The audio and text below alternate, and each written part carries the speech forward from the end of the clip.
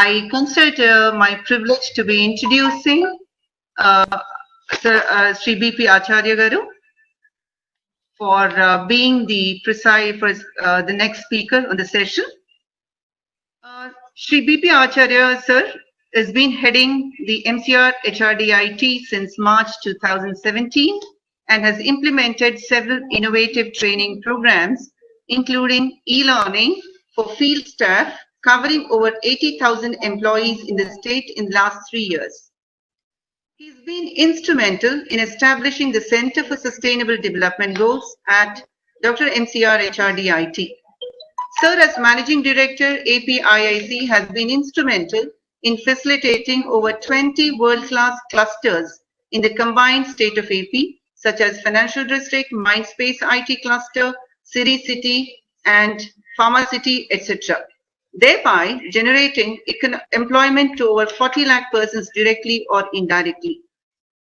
As the Secretary to the Government, Industries and Commerce Department, Sir has been instrumental in developing the Genome Valley and Biotech sector in combined AP.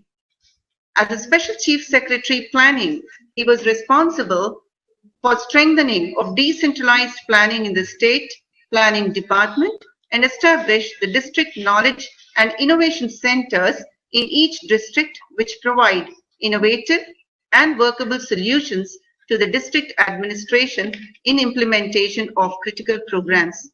Sir, we welcome you to deliver your address. Thank you very much for the kind introduction.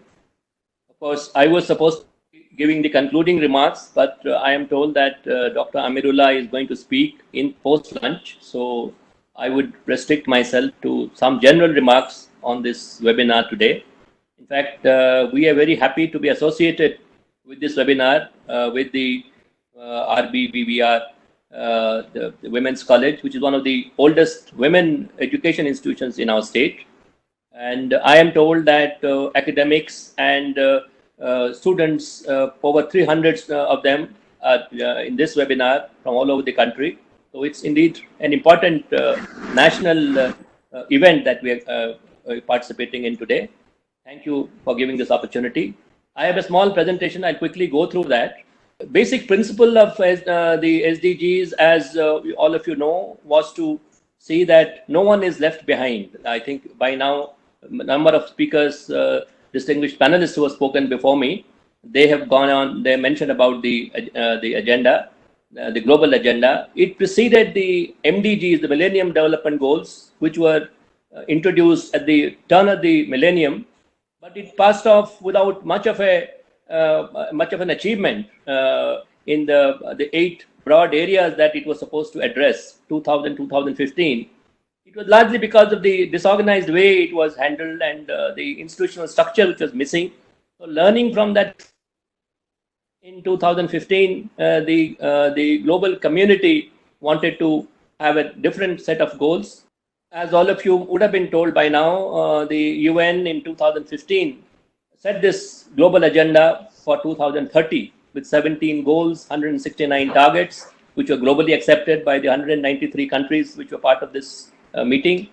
In India, we have accepted as many as 306 indicators pertaining to these goals and targets, with a bit of a complicated framework which we need to understand and see how to achieve these goals.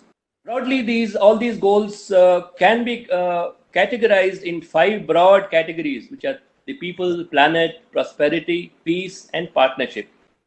Particularly in a time like this, where we are facing the COVID-19 pandemic, the people and planet, the 10 goals which are classified under that, they are most important. And the whole, the normal situation has changed. Now we have to look at SDGs in a different perspective altogether. As Mr. Sharma very ably mentioned, the COVID-19 has given a totally whole new way of looking at things for development, for the agenda that you have, and the goalposts have changed for everyone, the participants, the stakeholders, the students who are trying to understand. They need to understand this very clearly.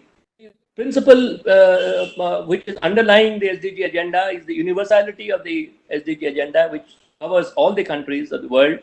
Integration of these goals, unlike the MDG, which was seen as a polarized and each in a watertight compartment. Each of these 8 goals were seen separately.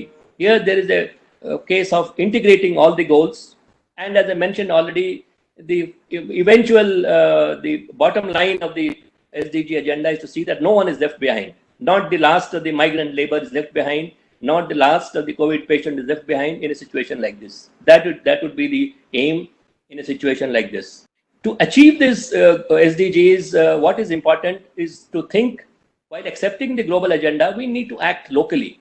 I keep telling my officers and the faculty that you can't achieve SDGs sitting in Delhi or sitting in the UN headquarters.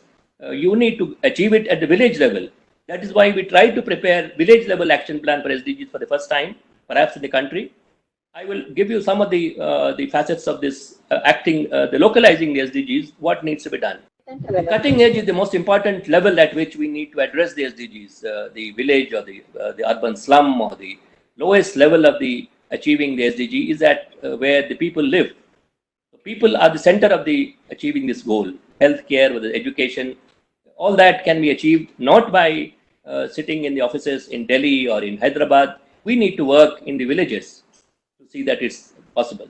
The roadmap for that is to create awareness through advocacy such as this and planning very meticulously by monitoring and evaluation. Integration of planning is again very important to see that the SDGs are achieved.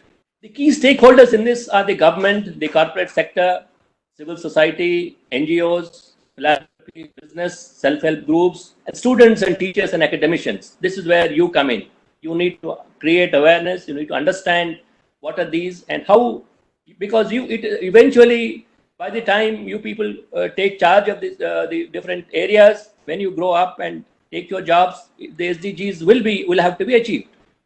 The media and the elected representatives, other categories. Role of stakeholders is to see that each one works with the other and to ensure that together the integrated, concerted effort is made to achieve the SDGs. Urgency of this agenda to see that already we have passed 15 years, 5 years of the from 2015. Already 5 years have elapsed. We are just left with 10 more years. And in the wake of the pandemic, I suspect for next 5 years, we'll be continuing to undo the damages of what is the world has gone through in various sectors. We hope that we get over it sooner than that.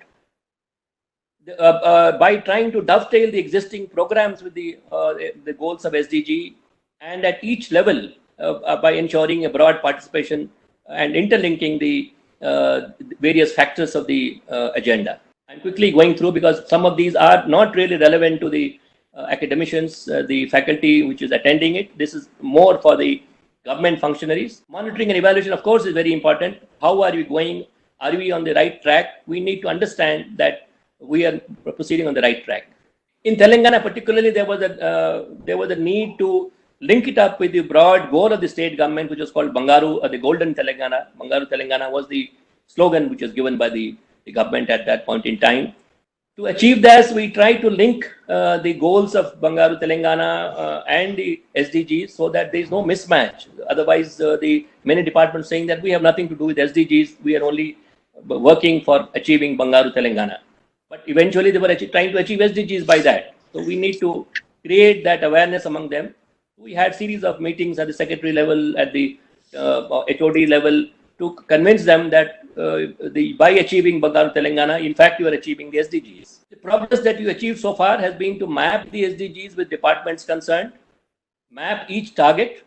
This is the map each target with the flagship programs of the state government, which is relevant across the state. Every state will have similar situations.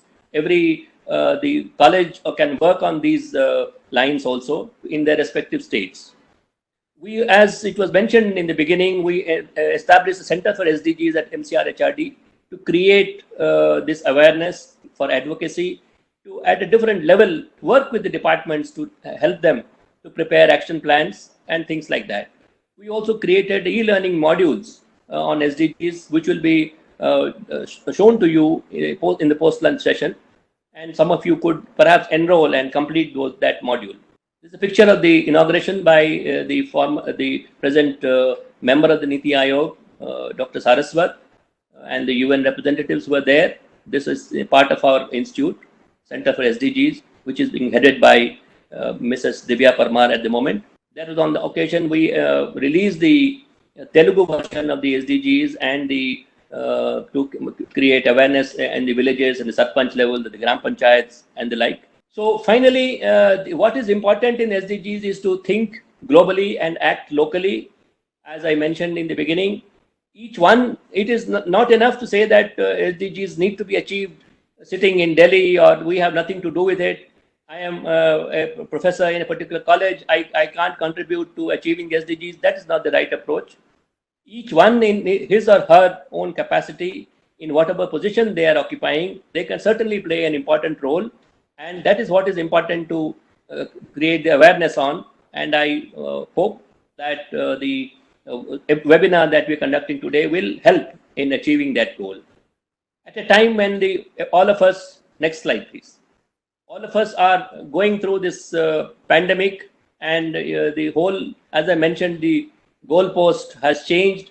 It's important to keep our faith and to see and to understand that this is a cartoon of mine which I drew as a tribute to the famous cartoonist R.K. Lakshman. It shows the common man coming out of the COVID hospital and commenting that this too shall pass.